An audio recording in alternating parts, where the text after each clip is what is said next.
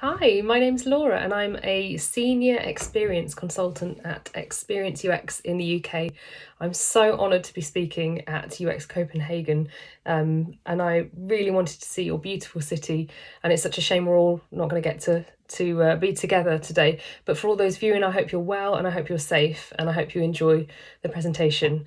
So I'm going to talk to you about systems thinking and how it's the right thing to do to consider the entire system that we're working with when we design and when we do research, and how do you actually go about doing that? So I want to start off by talking about something that's really current right now, something that is really interesting from a systems thinking point of view. So obviously we've all been affected by the coronavirus, and it is causing mass disruption across the globe. There are many people sick and unwell, and big changes are happening to everybody's lives. So with the most simplistic thinking, all that's happening is there's a disease and it's infecting and killing people, but its impacts are much far-reaching than that, and it spans across multiple systems. And this is what I want to explore a bit today, is the interconnectedness of our work and how systems work. Because when you look at this with your systems thinking hat on, there's so much more happening, and we've seen so many more systems affected. So we've seen things like the economic turmoil that we've been in, the stock markets crashing.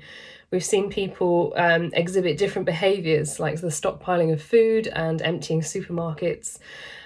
We've seen sick people still attending work because they're on 0 hours contracts, or they are in situations where they are living hand to mouth. The hospital staff can't get food. People are starting to remote work, and we're seeing the rise of the remote tools really coming in, and people really starting to use those more. We've seen lots of job losses and redundancies, school closures, new routines for everybody.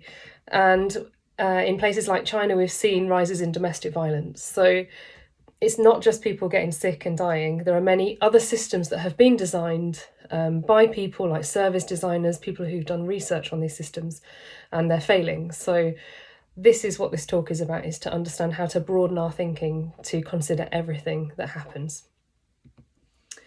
Because we don't realise that we have more impact and influence than we realise as UX designers and researchers.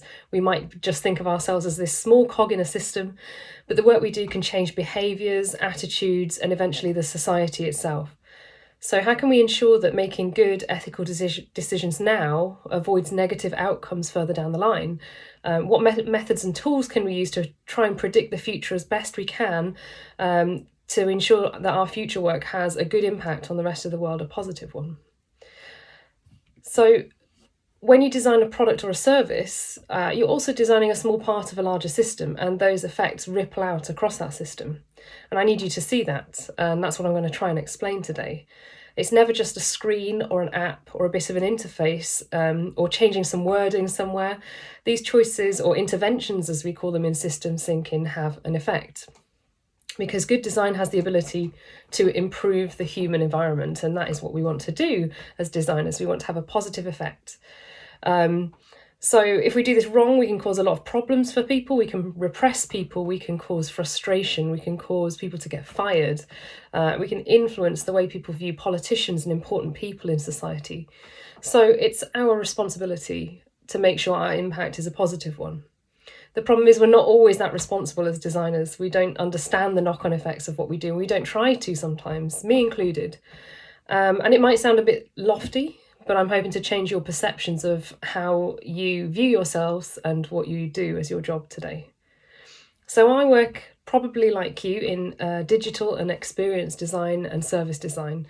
I'm more likely to be designing user journeys and wireframing and working in something like Axure or InVision to create a prototype or a digital tool. But this still has the same far-reaching impact on society. And there are times in my past, in projects I've worked on, where I could have exploited human behaviour. You can exploit their intrinsic motivations for your own gain, or for the client or the business you're working with's own gain. If we look at Facebook, for example, they previously designed the privacy settings journey to be quite complex, to put people off, and it was made difficult on purpose for their own gain, so that people didn't change their settings, and that they had more usage, more people sharing, and they continued to collect that private data as well. So one guiding thought or method that I like to keep in my mind at all times, my guiding principle, is to always design a thing by considering it in its next larger context. A chair in a room in a house in an environment, and an environment in a city. And that was said by Eliel Saarinen. I'm probably saying that completely wrong, but he was a Finnish-American architect, and he's well known for his work on Art Nouveau buildings in the early years of the 20th century. So this is kind of what encapsulates systems thinking and designing for people, that guides me in the way I do my work, is not to forget that there is much more than just one little part of that system you're designing. It always impacts, and it must all fit together as a society and in the civilization we live in.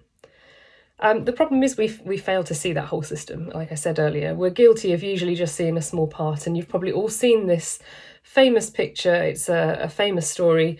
I think it's from India, perhaps, where there's lots of blind men, and they are feeling this elephant to describe what they think they're seeing. And some people are holding the ear, and they say, well, it's this is clearly a fan-shaped animal. Some people are holding the tail and saying, well, it's actually a long, thin animal. And they're all seeing little tiny parts of that system.